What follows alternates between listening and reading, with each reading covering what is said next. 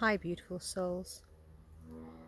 I woke up this morning early, and instead of getting out of bed now that it's getting darker and going for my walk at my usual time, I decided to listen to a recording from the wonderful Sandra Walter, Ascension guide. Amazing, beautiful soul.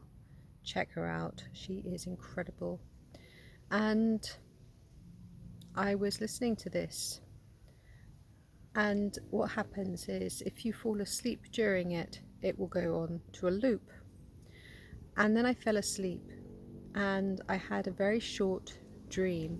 And of course, dreams are really important to pay attention to.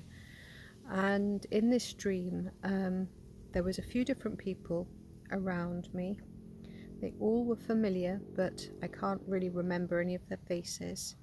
And then there was this enormous giant, and the giant was very shouty and scary, and I suddenly felt myself very vulnerable. And then I remember taking a step closer, because the other people around me were also rather vulnerable and feeling somewhat afraid. So I took a step closer, and this big giant continued to be all angry and cross. And then I took another step closer, and I kept on edging my way closer. All the while I could hear Sandra Walter in the background. And as I kept taking my steps closer, aware of my surroundings, aware of everything, recognizing these people but not knowing who they really are. And then suddenly the giant disappeared and was in this big massive wheelie bin. So I walked over to the wheelie bin and I lifted the lid, and inside was a dog, and the dog was barking, and it suddenly didn't seem as frightening, because you see, there's no difference really. When something is angry or shouty, it's afraid. It's usually afraid. It's usually what it's doing. It's fearful. And the fear a dog has is less alarming to me than the fear that a person has. But why should that be? Why should we be afraid of anything? Why can't we just approach it with love? But then this is what I did. You see, as soon as it was a dog, I felt enormous love. And as I reached into the wheelie bin and pulled this dog out, it suddenly became into a puppy.